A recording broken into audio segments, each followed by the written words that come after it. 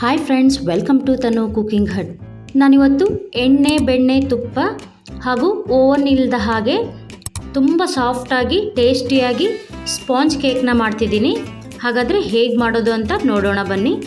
ಮೊದಲು pre heat ಮಾಡೋಕ್ಕೆ ಒಂದು ದಪ್ಪ ತಳದ ಕಡಾಯಿ ಅಥವಾ ಬಾಣಲೆ ಇಟ್ಟು ಅದರಲ್ಲಿ ಸ್ಟ್ಯಾಂಡ್ ಇಟ್ಟು ಕ್ಲೋಸ್ ಮಾಡಿ ಪ್ರೀ ಹೀಟ್ ಮಾಡಿ, ನಂತರ ಕೇಕ್ ಮೋಲ್ಡ್ ಅಥವಾ ಈ ಥರ ಸಿಲ್ವರ್ ಪಾತ್ರೆಗೆ ಎಣ್ಣೆ ಹಾಕಿ ಎಲ್ಲ ಕಡೆ ಚೆನ್ನಾಗಿ ಸ್ಪ್ರೆಡ್ ಮಾಡಿ ಮೈದಾ ಹಿಟ್ಟಿನಿಂದ ಈ ಥರ ಡಸ್ಟ್ ಮಾಡಿ, ಬಟರ್ ಪೇಪರ್ ಇದ್ದರೆ ಅದನ್ನು ಇಟ್ಟು ಅದ್ರ ಮೇಲೆ ಎಣ್ಣೆ ಸ್ಪ್ರೆಡ್ ಮಾಡಿ ನೋಡಿ. ಈ ಥರ ಚೆನ್ನಾಗಿ ಎಲ್ಲ ಕಡೆ ಡಸ್ಟ್ ಮಾಡಿ ಮೈದಾ ಹಿಟ್ಟಿನಿಂದ. ಈಗ ಒಂದು ಮಿಕ್ಸಿಂಗ್ ಬೌಲಿಗೆ ಮೆಜರ್ಮೆಂಟಿಗೆ ಟೀ ಕುಡಿಯೋ ಕಪ್ಪಿಂದ 1 ಕಪ್ ಮೊಸರು ಹಾಕಬೇಕು. ನಂತರ 1/4 ಕಪ್ನಷ್ಟು ಸಕ್ಕರೆ, ಸ್ವಲ್ಪ ಸ್ವೀಟ್ ತಿಂತೀನಿ ಅಂದರೆ 1.5 ಕಪ್ ಹಾಕಿ ನೋಡಿ. ಈಗ ಮತ್ತೆ 1/4 ಕಪ್ ಹಾಕಿ, ನಂತರ 2 ಕಪ್ ನಾವೇನು ಮೆಜರ್ಮೆಂಟ್ ತಗೊಂಡಿದ್ದೀವಲ್ಲ ಟೀ ಕಪ್ಪಲ್ಲಿ, ಆ ಕಪ್ಪಲ್ಲಿನೇ 2 ಕಪ್ ಮೈದಾ ಹಾಕಿ ಈ ಥರ ಸೋಸ್ಕೊಳ್ಬೇಕು. ಅದರಲ್ಲಿರೋ ಗಂಟುಗಳೆಲ್ಲ ಹೋಗುತ್ತೆ. ಕೇಕ್ ಮಾಡುವಾಗ ಯಾವುದೇ ಗಂಟಿರಬಾರ್ದು. ನಂತರ 4 ಟೀ ಸ್ಪೂನ್ ಮಿಲ್ಕ್ ಪೌಡ್ರನ್ನ ಹಾಕ್ತಿದ್ದೀನಿ, ಅದನ್ನು ಸಹ ಸೋಸ್ಕೊಳ್ಬೇಕು ಈ ಥರ. ನಂತರ ಅರ್ಧ ಕಪ್ ಹಾಲು ಹಾಕಿ ಚೆನ್ನಾಗಿ ಮಿಕ್ಸ್ ಮಾಡಬೇಕು. ನಾನೀಗ ಅರ್ಧ ಕಪ್ಪಲ್ಲಿ 1/4 ಕಪ್ ಹಾಕಿದ್ದೀನಿ, ಮತ್ತೆ ಸ್ವಲ್ಪ ಮಿಕ್ಸ್ ಮಾಡಿದ ನಂತರ ಇನ್ನೂ 1/4 ಕಪ್ ಹಾಕ್ತೀನಿ ನೋಡಿ. ಈಗ ಮತ್ತೆ 1/4 ಕಪ್ ಹಾಕ್ತಿದ್ದೀನಿ. ಒಟ್ಟು ಅರ್ಧ ಕಪ್ ಹಾಲು ಹಾಕಬೇಕು. ಈಗ ಚೆನ್ನಾಗಿ ಮಿಕ್ಸ್ ಮಾಡಿ ಗಂಟಿಲ್ಲದ ಹಾಗೆ ನೋಡಿ. ಈ ಥರ ಒಂದು ಸ್ವಲ್ಪನೂ ಗಂಟಿರಬಾರ್ದು.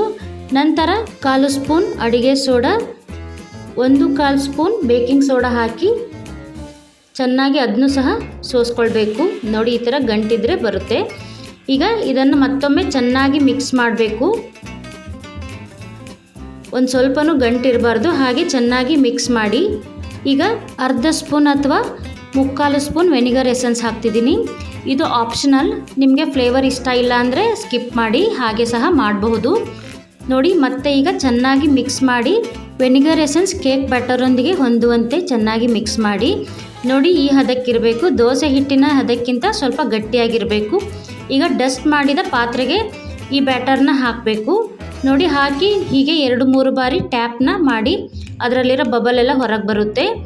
ಈಗ ಪ್ರೀ ಹೀಟ್ ಮಾಡಿದ ಬಾಣಲೆಗೆ ಈಗ ಇದನ್ನು ಇಟ್ಟು ಕ್ಲೋಸ್ ಮಾಡಿ ಸುಮಾರು 25ರಿಂದ 30 ನಿಮಿಷ ಬೇಕಾಗಕ್ಕೆ ಬಿಡಬೇಕು ನೋಡಿ. ಈಗ ಬೇಕಾಗಿದೆ, ಓಪನ್ ಮಾಡ್ತಿದ್ದೀನಿ. ಮಧ್ಯ ಒಂದು ನೀಡಲಿಂದ ಹೀಗೆ ಚುಚ್ಚಿ ನೋಡಿ, ನೀಡಲಿಗೆ ಅಂಟಿಲ್ಲ ಅಂದರೆ ಬೇಕಾಗಿದೆ ಅಂತ.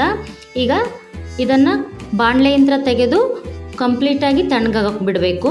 ಬಿಸಿ ಇರುವಾಗಲೇ ತೆಗಿಬೇಡಿ, ಕೇಕು ಮುರಿಯುತ್ತೆ ನೋಡಿ. ಈಗ ಕಂಪ್ಲೀಟಾಗಿ ತಣ್ಣಗಾಗಿದೆ.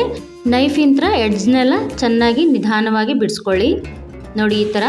ಈಗ ಇದ್ರ ಮೇಲೆ ಒಂದು ತಟ್ಟೆ ಮುಚ್ಚಿ ಆ ಪಾತ್ರೆನ ಉಲ್ಟಾ ಮಾಡಿ ಈ ಥರ.